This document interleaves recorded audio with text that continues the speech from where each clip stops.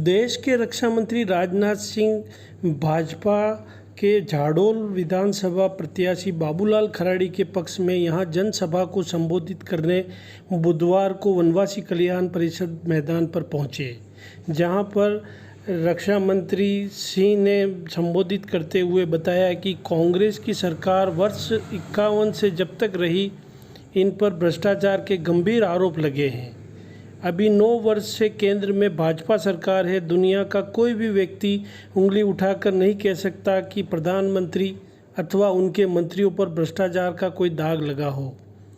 यहाँ अशोक गहलोत की सरकार है, आप देख रहे हैं, और आपने कांग्रेस को भी केंद्र में लंबे समय से काम करते हुए देखा। इन पर हमेशा भ्रष्टाचार के आरोप लगते रहे हैं, कभी बैंक घोटाला, कभी 2G घोटाला, कभी कोयला घोटाला। भ्रष्टाचार के गंभीर आरोप लगते आए हैं, लेकिन हमारी सरकार पर कोई उंगली नहीं उठा सकता।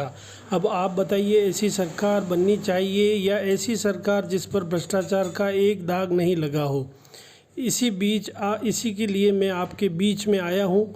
इस बार चुनाव राजस्थान के भविष्य को तय करने जा रहा है। मैं राजस्थान बचाने की अपील इसीलिए कर रहा हूँ, नहीं तो राजस्थान प्रदेश विकास की राह छोड़कर बर्बादी की राह की ओर बढ़ जाएगा। राजस्थान को बर्बाद और तबाही से एक ही पार्टी बचा सकती है, वो है केवल भारतीय जनता पार्टी। इस दौरान यहाँ भारी संख्या में जनसमूह मौजूद रहा, जिसमें महिला, पुरुष, बच्चे आदि शामिल हुए। इस दौरान रक्षा मंत्री ने सभी मौजूद जनसमूह से विधायक बाबूलाल खराड़ी के पक्ष में वोट डालने की अपील भी की। राजा सिंह जी का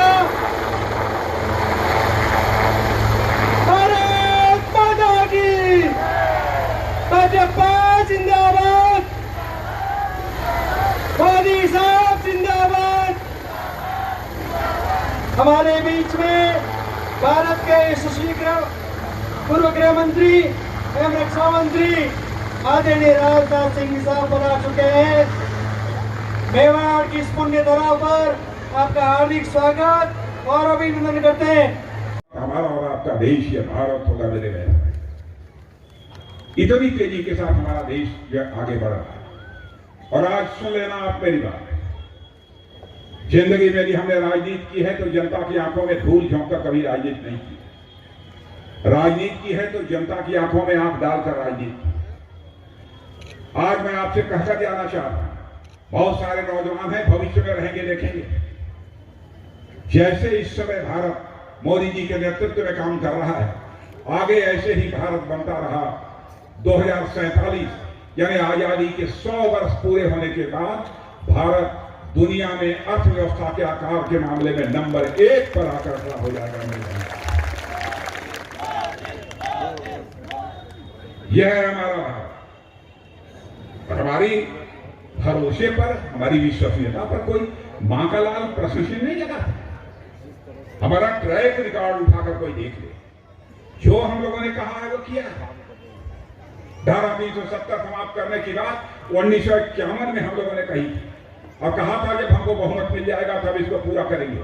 और आपने देखा संसद में हो रही है, हमारी सरकार बनेगी। हम लोग चाहेंगे बहुत सारे बुजुर्गों को हम ले जाएं और रामलला का दर्शन अयोध्या की धरती पर कराए जाने वाले, यह भी हम लोगों ने।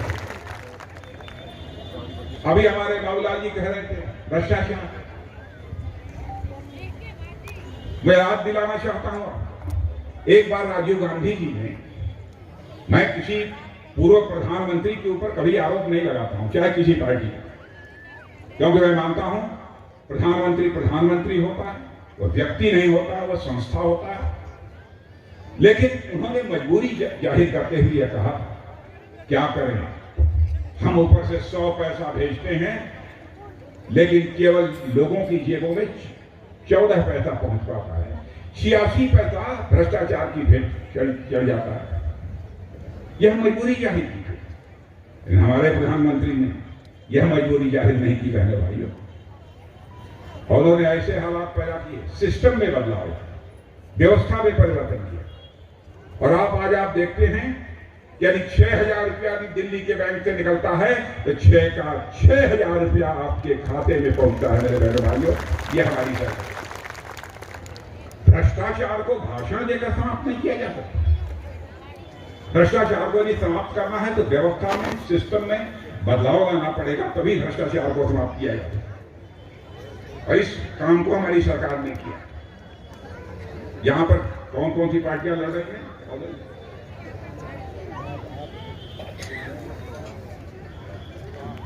बात भी लड़ रहे, बात क्या? हमारे सारे आदिवासी बहन भाई तो हमारे साथ हैं, कहां कौन सी पार्टी बनी? सारे हमारे लोग साथ। यहां पर आप भी आइए, आप सभा बसता नहीं है?